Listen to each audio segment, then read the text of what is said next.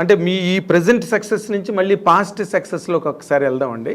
అఖండ cinema తర్వాత మళ్ళీ అఖండ 2వా లేకపోతే అఖండ 3వా లేకపోతే అఖండని మించింది వస్తుందా? ఇలాంటి అంచనాల్లో ఆల్మోస్ట్ బాలయ్య గారి అభిమానులే కాదు, మొత్తం సినీ అభిమానులందరూ కూడా ఆ అంచనాల్లో ఉన్నారండి. అసలు బాలయ్య బాబుతో ఒక్కడితోనే చెయ్యాలి బోయపాటి అనే బాగా కరడు కట్టిన తీవ్రవాదులు కూడా ఉన్నారు అభిమానుల్లో. వాళ్ళకి మీ సమాధానం ఏంటి? నెక్స్ట్ పిక్చర్ ఎప్పుడు ఏంటి సార్? కన్ఫర్మ్ బాలయ్య గారితో అఖండ 2 అనేది ఉందండి. ఏ అభిమానైనా నేను వారిని బాగా ఒక 3 సక్సెస్ మేము హ్యాట్రిక్ కొట్టాం కాబట్టి అలా చేయాలనే కోరుకుంటారు. కానీ వేరియేషన్ ఉండొద్దండి. పక్క పక్కనే చేస్తే ఏది ఇప్పుడు పుల్లారెడ్డి స్వీటు ఒకటి తింటే బాగానే ఉంటుందండి, 2 తింటే బాగానే ఉంటాయి, 1 kg 2 kg తినలేము. సో అందుకని వెంటనే అయితే నీకు అది అయిపోతుంది. ఒక చిన్న టైం తీసుకొని మనం చేస్తే గ్యారంటీ దీనికి ఉన్న గ్యాప్లో ఆయన 1-2 చేసి ఉంటారు, నేను 1-2 చేసి ఉంటాను బయట.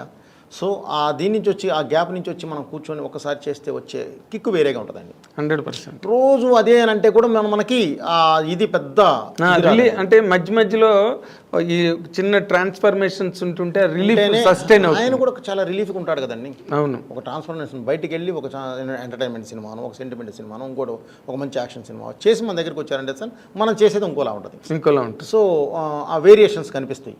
ఓకే, ఒక ఆర్టిస్ట్లో అన్ని వేరియేషన్స్ రావాలన్నా కూడా అది చేయాలి, ఒక కొత్తదనం కనపడాలన్నా కూడా చేయాలి. అదే మా రోజు ప్రీ రిలీజ్ ఈవెంట్లో కూడా బాలయ్య గారు మీ గురించి చాలా బాగా మాట్లాడారు. ఇది మీ మేకింగ్ స్టైల్ మీద కానీ వాటి మీద ఆయనకి చాలా విపరీతమైన కాన్ఫిడెన్స్ మీరంటే. అవునండి. అంటే ఎందుకంటే అఫ్కోర్స్ 3 హిట్లు. అవునండి. ఆయనకు ఆ స్టేజ్లో అవి చాలా అవసరమైన హిట్లు కూడా. అదే టు బి వెరీ ఆనెస్ట్, ఎందుకంటే ఏ హీరోకైనా హిట్ అవసరం కదండి. ఇప్పుడు నెక్స్ట్ మీరు తీయబోయే సినిమా బాలయ్య గారి అభిమానులకు కనుక మీరు చెప్పాలి అని మీరు అనుకుంటే ఏం చెప్తారు సార్ బాలయ్య గారి అభిమానులకి? అంటే ఇప్పుడు నేను ఇంతకుముందు అదే చెప్పాను సార్. ఇప్పుడు జరుగుతూ ఉంది బాబీ సినిమా, ఇవన్నీ జరుగుతూ ఉన్నాయండి. బాబుది నాకు మధ్యలో ఇంకో కమిట్మెంట్ ఉందండి, అది చూసుకొని వెంటనే ఇటు వస్తాను. ఇంకో కమిట్మెంట్ ఇప్పుడు చేయబోతున్నానండి. అది ఏంటి అనేది జస్ట్ ఫ్యూ డేస్లో నేను అనౌన్స్ చేస్తాను. ఓకే, జస్ట్ ఫ్యూ డేస్లో. పెద్ద హీరో. సో పెద్ద హీరో. అదే మీరు పెద్ద హీరో అంటే మీరు చెప్పలేము, మీరు గబుక్కొని రామ్లాట్ హీరోని తీసుకొచ్చి పెద్ద హీరోని చేస్తారు మీరు సడన్గా. ఇప్పుడు రామన్ చూస్తే మామూలుగా ఎప్పుడైనా కనిపిస్తే చాలా చాక్లెట్ బాయ్ లాగా కనిపించేవాడు. ఇప్పుడు కనిపిస్తే అలా కనిపించాడు, పక్కనే దున్నపోతుతో కనిపిస్తాడు. ఏది నీ దున్నపోతు వేసి రామని అడిగే రేంజ్లో ఉన్నాడు ఇప్పుడు. సినిమా బయటకు వచ్చాక ఈ don't feel normal about Ram, that is for sure. అవునండి. స్కంద చూసి బయటకు వచ్చిన తర్వాతే సూపర్ కరెక్ట్ అండి. అది ఆ ఇమాజినేషన్ మారిపోయింది రామ్ మీద. అండ్ అతనికి మీకు షూటింగ్ టైంలో ఎట్లా ఉంది సార్ ఇంటరాక్షన్? సార్ చాలా హ్యాపీగా ఉంటుంది సార్, అసలు చాలా హెల్దీగాను హ్యాపీగా ఉంటుంది. ఓకే, అసలు ఇది ఉండదు, బ్రహ్మాండంగా వెళ్ళిపోతుంది. ఒకటే సార్ మనలో క్లారిటీ ఉండాలి, టెక్నీషియన్లో క్లారిటీ ఉండాలి. టెక్నీషియన్లో క్లారిటీ ఉంటే ఇంకెవరు ఇది ఉండదండి, చాలా హెల్దీగా వెళ్తుంది. అవునండి. అంటే సార్ మీరు ఎంత ఇతమిద్దంగా నిర్దిష్టంగా మీ సినిమా చిత్రీకరణ విషయంలో ఎంత పట్టింపుగా ఉంటారనే దానికి నేను విన్నానండి, నిజమో కాదో నాకు తెలీదు. సరైన సినిమా అసలు అరవింద్ గారికి మీరు చూపించలేదంటగా ఆఖరి వరకు ఎవరో అన్నారు. ఎవరో అనడం అని కాదు సార్, నాకు ఏ రోజు సీన్ నాలో చూపించడాలు కొంత అయిన తర్వాత వాళ్ళతో అది నాకు అసలు అలవాటు లేదండి. నేను ఒకటి ఫిక్స్ అయ్యి కరెక్ట్గా ఇది అయిన తర్వాత నేను ఫైనల్ ఎడిట్ పర్ఫెక్ట్గా చేసిన తర్వాత కూర్చోబెట్టి చూపిస్తాను సార్. మీకు డౌట్ ఉందో చెప్పండి, ఇప్పుడు ఏం చేద్దాం, ఇబ్బంది లేదు. ఓకే, ఆ రోజు నేను చూపించినా కూడా మీరు గెస్ చేయలేరండి. ఏ సీన్ కాని సీన్ ఎప్పుడు చూపించినా బాగానే ఉంటాయి సార్. అవును, అది అంతా కూడా కంపోజ్ అయిన తర్వాత వచ్చేసేసి ఒక కరెక్ట్గా ఒక చైన్ ఆఫ్ దీనిలో పెట్టేసి లింక్స్లో పెట్టేసేసి కరెక్ట్గా ఒక స్క్రీన్ ప్లేలో పెట్టి మీ ముందు తీసుకొచ్చి పెట్టినప్పుడు మాత్రమే ఒక జడ్జిమెంట్ వస్తుంది. ముందే ఊరికే చూస్తాం, మేము చెప్తాం, ఏం చెప్పలేరండి ఎవరు అనుకుంటాం కానీ చెప్పలేరు సార్. అక్కడ అది మనం చీట్ చేసినట్టు అవుతుంది. ఓకే, సో ఫైనల్గా చూసినప్పుడు ఒక్కసారి నాన్న ఇది ఇక్కడ ఏదైనా తేడా ఉంది, డైరెక్ట్ గారు ఇక్కడ ఏదైనా చిన్న ఇది ఉంది, అది ఒకసారి చూడండి, ఈజీ నాకు. ఓహో ఇందుకు అడుగుతున్నారా, లేదంటే సార్ ఇదిగో దీని లింక్ ఇదిగో ఇక్కడ ఉంది కాబట్టి నేను ఇది చేశాను అని చెప్పడానికి ఉంటుంది. లేదు కరెక్టేనా, లేదు సార్ నిజమే బాగుంది, టోటాలిటీ బాగుంది అనుకుంటే ఒకటి, లేదు సార్ నిజంగానే ఇది చిన్న ఇది ఉంది సార్, ఓకే ఒక 2 days మనం పెట్టుకుందామండి, టోటల్ ఇంకేమున్నాయో చూసుకుని ఆ 2 days పెట్టేస్తాం, ఈజీ.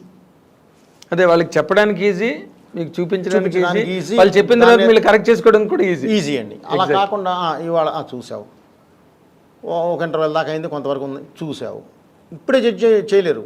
ఏం చెప్తారు, చూస్తారు అంతే. నాకు ఇంకా సెకండ్ హాఫ్ ఉంది కదా నేను షూట్ చేయకుండా నువ్వేం చెప్తావు జడ్జిమెంట్? కరెక్ట్. ఎవరైనా సరే సార్ అవును, మీ ఫస్ట్ హాఫ్లో లాక్లు అన్నీ సెకండ్ హాఫ్లో ఉంటాయి కాబట్టి ఎలా పడితే అలా చూపించి కూడా వేస్ట్ అండి. ఊరికి చూపించామంటే చూపించాము అంతే. అది ఎందుకు?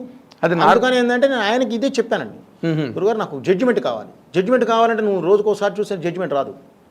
ఇది ఆల్రెడీ చూసాను ఎన్నిసార్లు. ఒక ఎంటర్టైన్మెంట్ సీన్ ఉందండి, ఒకసారి చూసావు నవ్వావు, రెండోసారి చూసావు నవ్వావు, మూడోసారి చూసావు నవ్వావు, నాలుగోసారి చూసావు నవ్వావు, ఐదోసారి చూసావు ఆల్రెడీ చూసాం అనుకుంటావు, ఆరోసారి నేను చక్కలికి పెట్టాలి.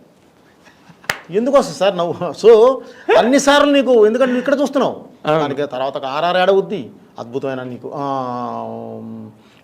ఇది యాడ్ అవుద్ది, వాయిస్ యాడ్ అవుద్ది, డబ్బింగ్ యాడ్ అవుద్ది.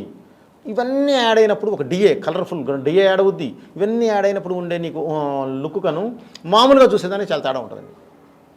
కరెక్ట్ అండి, కరెక్ట్. అదైతే ముందు అరవింద్ గారికి ఇప్పుడు మీరు ఏది చూసినా కూడా నన్ను జడ్జ్ చేయలేనప్పుడు ఎందుకు చూడటం? ఇప్పుడు వద్దు, మీరు పొల్యూట్ అవ్వద్దు. మీరు ఒకేసారి చూసినప్పుడు మీకు నువ్వు ఒక ఆడియన్లో చూసావు, మీకు ఒక జడ్జిమెంట్ ఉంటుంది.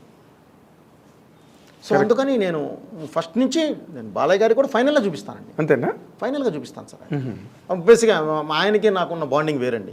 ఆయన అసలు కథ కూడా అడగడు, వద్దు భయపడగారు, మీరున్నారు చూసుకుంటారు నాకెందుకు అంటాడు ఆయన. ఓకే. సో ఆయనకి నాకున్న నమ్మకం అండి, మా మధ్యలో ఉన్న బాండింగ్ అది. ఓకే. సో ఇంకా ఎక్కువ రెస్పాన్సిబిలిటీ కదా, నువ్వేం చెప్పద్దు నాకు, నువ్వే అది నిజంగానే బరువు కోసం అనండి ఆయన.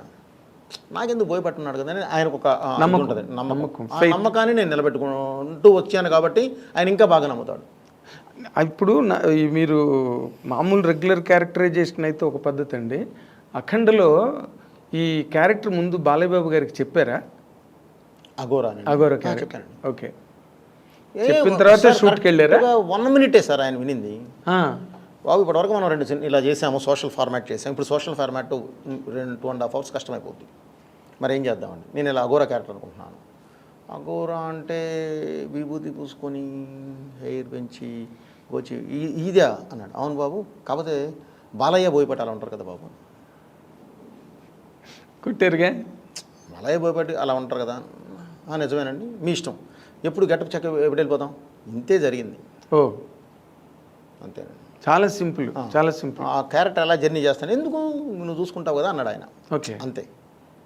చూసుకోండి, తర్వాత మనం గెటప్ అంతప్పుడు కావాలంటే అప్పుడు ఏదైనా ఊరికే నేను ఎలా వెళ్ళాలి చెప్పండి నాకు చాలు అంటే అది నమ్మకం అండి, షీర్ ఫెయిత్ మీ మీద ఉన్న నమ్మకం అండి, అంతే. ఆ నమ్మకం ఉన్నప్పుడు మనం చాలా బాగా ఇంకెక్కువ వేసుకుంటామండి మా భుజాన. అది ఒక రకంగా హెవీ వెయిటేనండి. ఇప్పుడు కథ విని బాగోలేదు, ఇది మార్చండి, ఇలా మార్చండి అంటే అప్పుడు సమానమైన నిష్పత్తి ఉంటుంది రెస్పాన్సిబిలిటీ. ఇప్పుడు అంతా మీదే, మంచి అయినా చెడైనా. సో మీరు ఆ యాంగిల్లో మళ్ళీ సింగిల్ హ్యాండ్ ఫైటే కదా మీది. మరి దాన్ని మీరు ఎంజాయ్ చేస్తారండి బాగా బాగా. ఎలా? ఎందుకంటే నేను రీమేక్ చేయలేను సార్. రీమేక్ చూపిస్తే నాకు కిక్కు రాదు. నాకు రోజు స్ట్రగుల్ పడాలి. అమ్మ ఈ షాట్ ఎలా తీయాలి, ఇది ఇలా పెట్టాలి, ఇది మార్చాలి, బ్లాక్ మార్చాలి, నుంచి ఇది బయటికి తీయాలి. ఆ కిక్ ఉన్నప్పుడే నేను డైరెక్టర్గా బతికున్నట్టండి. అది లేని రోజు నాకు అవసరం లేదు సార్ అది. అందుకే నేను రీమేక్లు చేయనండి. రీమేక్లు చేయరు అసలు, ఆ ప్రస్తావన కూడా మీ దగ్గర రాదేమో. నేను చేయనండి, చేయలేను. నాకు కిక్ ఉండదు. అది నేను చూస్ చేసేదేం సార్. మరే కరెక్ట్. నేను అది పెద్ద ఇబ్బంది పడతాను. నేను రీమేక్లు మధ్య బాగా డిసప్పాయింట్ కూడా ఎప్పుడు రీమేక్ ఈజ్ రిస్క్ అలా అని కాదు సార్. నేను వాళ్ళతో చెప్పలేదు, నేను ఎవరితో సినిమాలే కూడా నేను రీమేక్లకి వెళ్ళాను సార్. ఎందుకంటే ఆల్రెడీ చూసిన సినిమా సార్ అది. నేను సో కొత్త పాయింట్ ఆఫ్ వ్యూ ఏదైనా ఉంటే నేను చేస్తాను ఆ రీమేక్లో కూడా. కొత్త పాయింట్ ఆఫ్ వ్యూ దానికి ఇప్పుడు నేను చేసిన దానిలోనే నాకు భద్ర ఉంది, సెకండ్ వెర్షన్ ఉంది నాకు, నేను చేయగలను.